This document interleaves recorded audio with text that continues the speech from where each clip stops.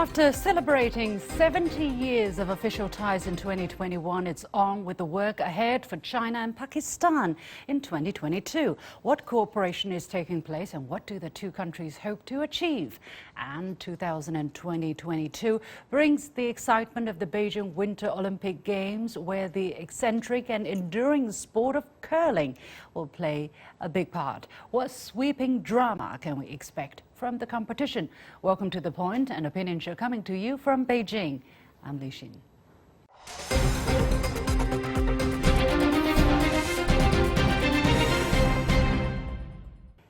The year 2021 was a high in China-Pakistan relationship as the two all-weather brothers celebrated 70 years of their diplomatic ties. Besides holding more than 140 events, they also worked on several hotspot issues together, from fighting the pandemic to helping ensure regional security, such as over Afghanistan. The two countries' leaders held consultations, and Pakistani Prime Minister Imran Khan also appeared on my special show in July. So what to expect in 2022? What does Pakistan's first national security policy mean for regional security? And what's the progress of the flagship China-Pakistan Economic Corridor? In this exclusive edition of The Point, I had the pleasure to talk to Mr. Moeed Yusuf, the National Security Advisor to the Prime Minister of Pakistan, joining me from Islamabad.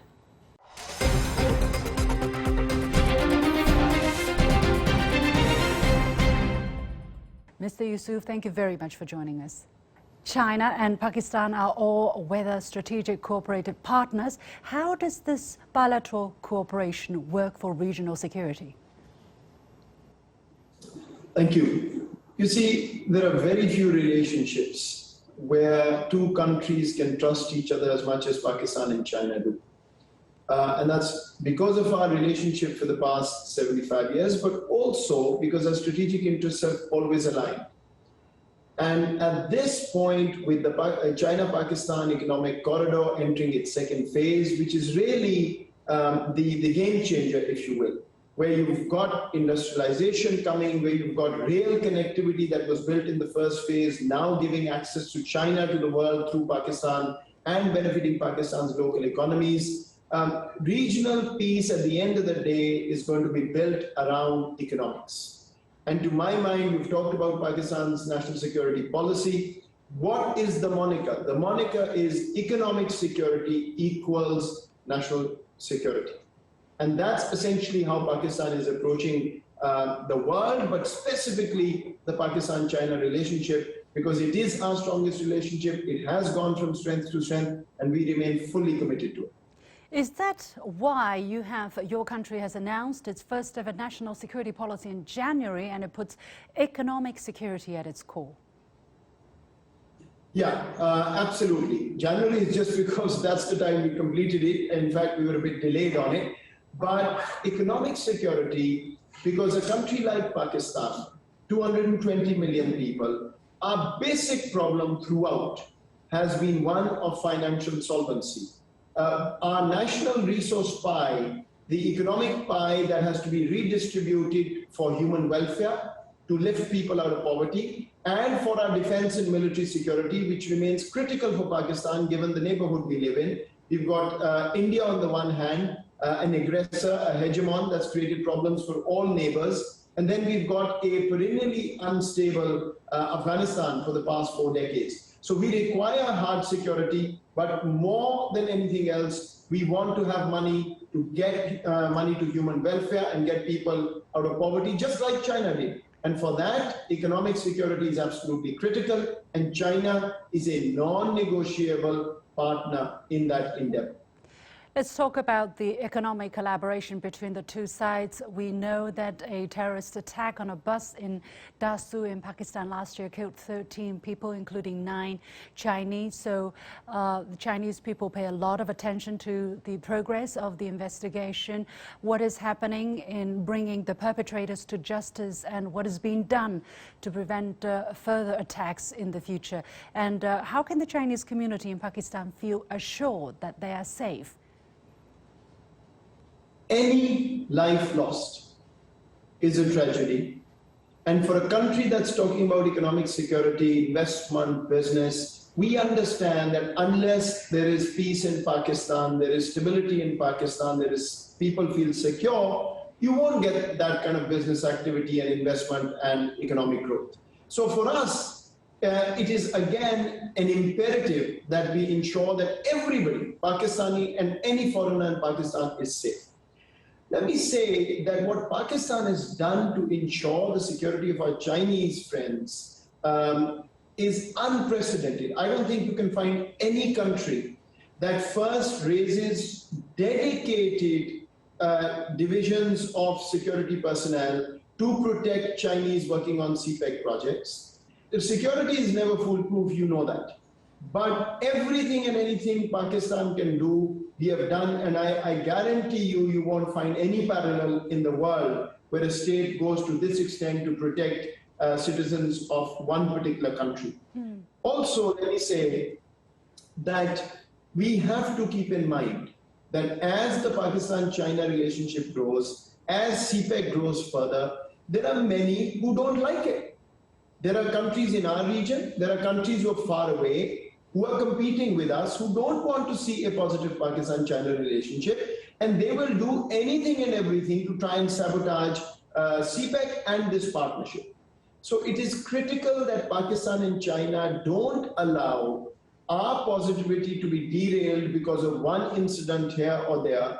We don't allow any kind of signal to the world that our enemies may feel that they can do one or two of these things and derail the relationship. Because the truth is, our relationship is so strong, built on such a strong foundation, that we know it will not change no matter what happens. But the signaling has to be very clear, and the world has to know the reality that Pakistan and China are one, no matter what happens. That said, we are committed to protecting every Chinese citizen.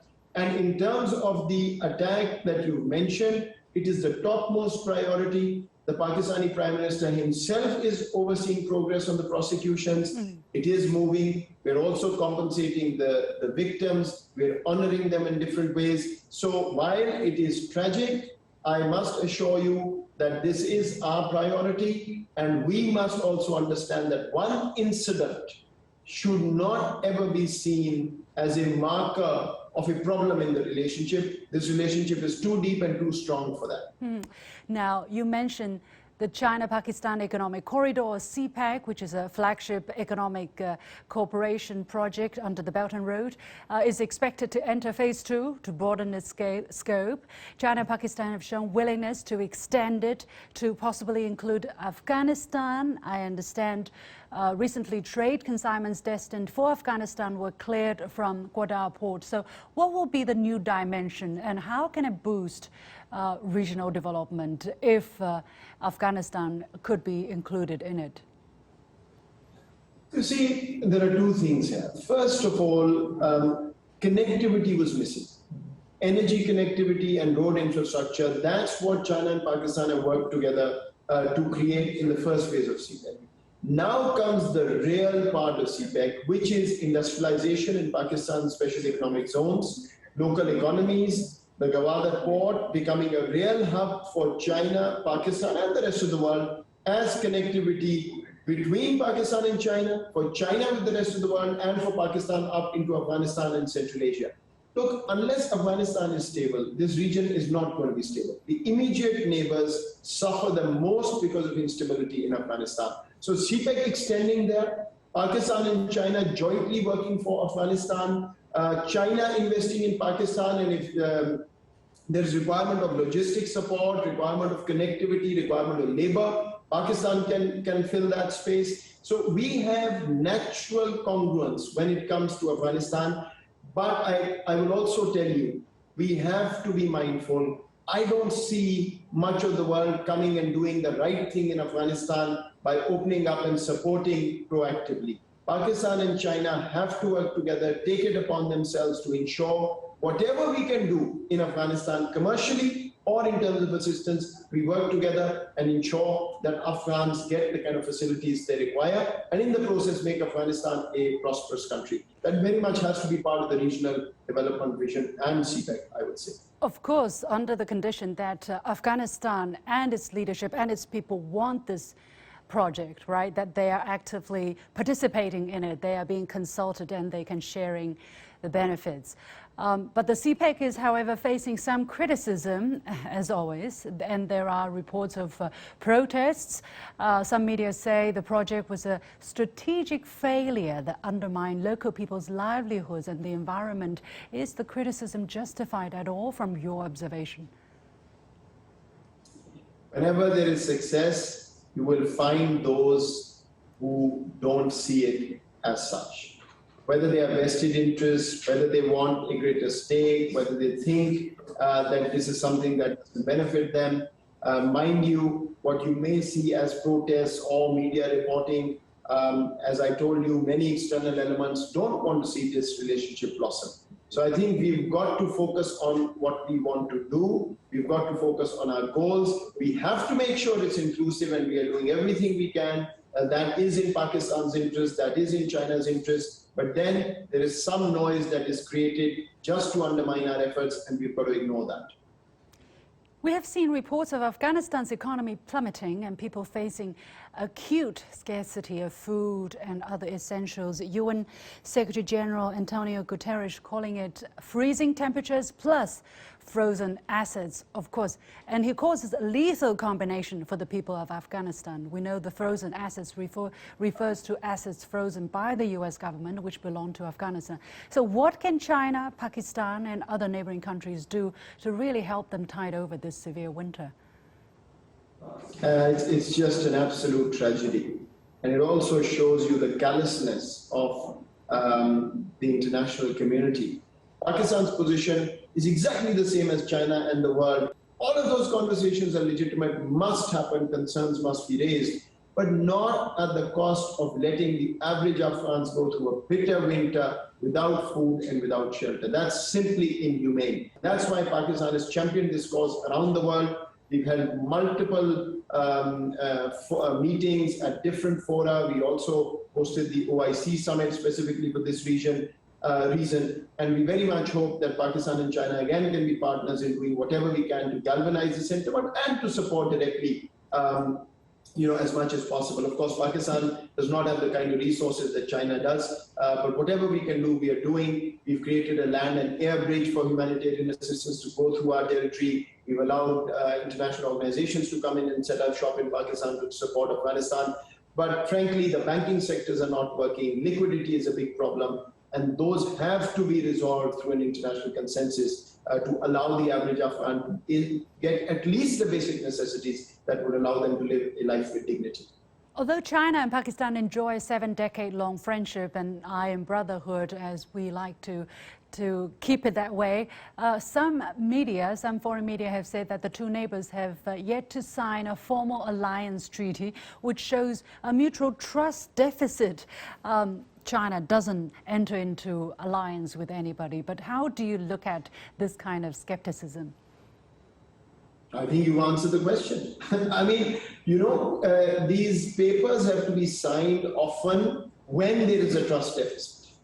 When there isn't a trust deficit, papers mean nothing. At the end of the day, you know that you stand by the other, and you know the other will come to support you when there is need. That's why the all-weather friendship term applies to Pakistan and China more than perhaps any other relationship. So, I would argue that when you have friends, even in human life, when you have friends you trust completely, you don't write down contracts to ensure that you remain friends. So, look, as we continue moving in the direction we are moving, there will be envy, there will be those who don't want to see that. We've got to be cautious. We've got to make sure they don't come in the way, but we've also got to learn to ignore them.